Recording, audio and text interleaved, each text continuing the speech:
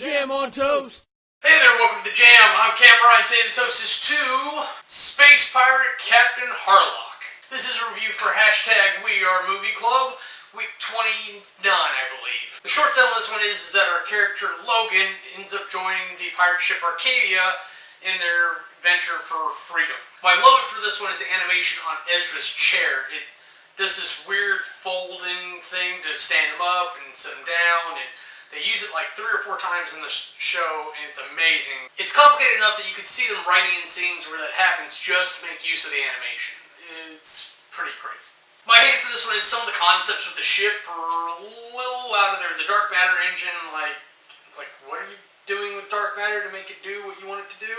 And then the idea of the ship being self-sustainable, I like the idea. I like the idea of like little nanites or something repairing it. But it's like constantly leaking smoke, and you can't just create matter. Like, so you've got to dock and resupply stuff somewhere, even if it's just to pick up like raw materials for atoms to remake into the walls of the ship, you know? The movie constantly messes with my suspension of disbelief during the show. The MVP for this was Logan. I kind of went back and forth. It really feels like it's between Ezra, Logan, and Captain Harlock himself. But Logan's kind of the one that's in between. Like, he's supposed to be with Ezra, but he identifies with Harlock. Harlock's an extremist to one degree, and then Ezra's a fanatic for the Gaia command. So he's an extremist the other one. Logan's kind of the one that's got like the middle ground of what's going on. It doesn't seem to matter quite what the end result is.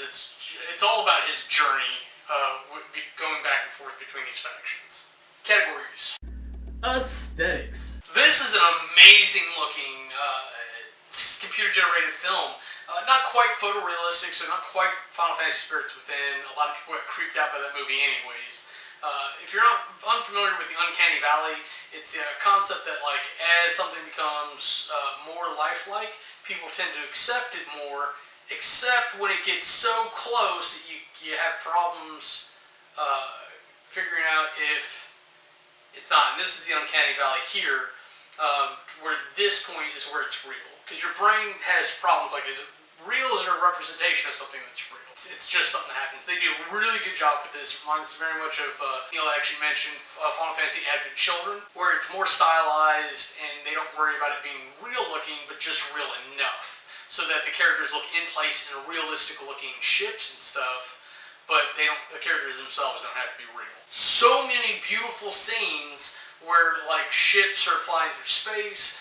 The detail on the Arcadia itself, even with that crazy skull face that I don't really like, is really good. The way the ships interact when they're crashing into one another to tear the hull, which is a super interesting tactic, even just aesthetically. They really paid attention to what was getting torn, where, and I didn't find any problems with it. The one thing that was really, really awkward looking was when they go to light speed, they had the ships, like this is a ship, they have them dematerialize like line by line, which didn't make a lot of sense to me, but whatever. You've got to accept the suspension of disbelief with some of this stuff. But with the graphics alone and the stylization of the characters, this is really a winner in the aesthetics department. I'm glad they had the budget to make this right. Especially the stupid bird, that must have been a nightmare animating his neck all around. Aesthetics gets a 95. Character development. This is a story of development. It's all about the crew and following Captain Harlock through this venture and how they feel about things as truth is unraveled. Logan finding out things on both sides, swinging back and forth of whose side he's on, and even Ezra sways a bit back and forth, and I don't think if it wasn't for Naomi, he would have probably came around and realized that his government is not doing anything well. Even some development there, because the truth is unveiled about what they've been keeping secret from the citizens for so long. This is all about trickling information, and anytime you have a movie like that, not only is it just fantastic in that regard, but when you drip feed information, it changes the story, it changes the setting, it changes the characters continuously as you go, and it makes a good story. I'm really happy this is one of the character development gets a 90. Storyline. Granted, this is based off like a cartoon from like the 70s, 80s, is what it looks like anyways. Maybe my perception of anime styling's wrong. And I realized about halfway through the movie, I actually had seen the cartoon before. But it's never one I picked up or got into. So the premise for this is kind of weird, that he's essentially like a cult leader. He's got this map for the Genesis clock, and he's going to reset the universe. The only way in any of my theorizations, or even through the movies, that happens is if you just destroy it all and then you wait for it to start again. That gives you a second chance. But I don't know. And they kept saying detonators everywhere, so I don't know why they kept saying that, because it seemed like they were placing explosives and they had the detonator that they were going to hit, and it was going to set off all the explosives. Unless they were going to hit a detonator and then it was going to relay to all these other detonators, and then everything was going to explode. But I don't know. Galactic mapping is such a weird thing. The only way in my head that you have galactic mapping is if you have a 3D like sphere type thing, and like the universe is moving, and like as you're plotting a course, everything moves along with the course being drawn.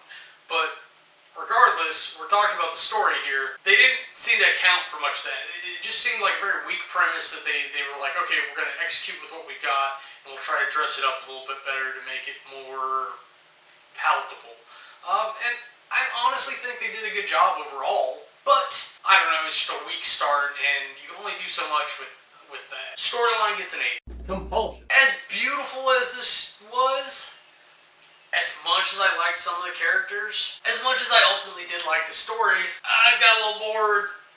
So like I even got hungry. I was like, oh, I'm just gonna start making some food. So like I let it run and listen to it and make some food and watch what I could. No compulsion whatsoever to go back and rewatch scenes that obviously had some action. Despite how good the ones that I had, I don't know where my disconnect is with it, but maybe I'm just not a spaceship watcher guy. I like what the characters are doing, but a lot of it is flying the spaceship, flying the other spaceships, flying the ship around the other spaceships. There's a lot of like space naval stuff, and it's tedious. It gets aggravating.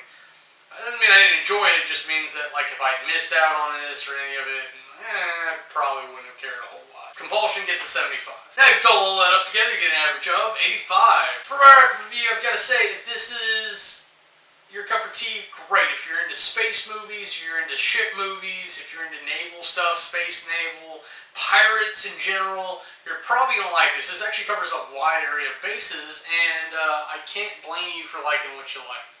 But it's not one that I'm going to go back and watch, probably. It just wasn't that striking. If there was something where like they activated the Genesis clock and we got to see what happened with that, then maybe you've got me. But I don't know, the movie as it is not designed for me, let's say that. But we'd also say this was a review for #WeAreMovieClub. This week's pick was Neil.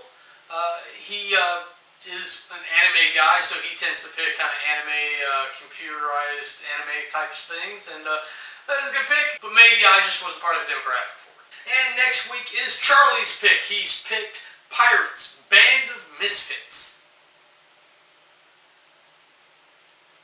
If you want to check out either of these guys' channels, you definitely should. Search the #WeAreMovieClub to find out everything else we've been up to. Hey, that's it for me. I'm Cameron. If you don't like me, bite me. See anything else we're up to, go ahead and click the annotation if you want, and they'll take you to our other channels.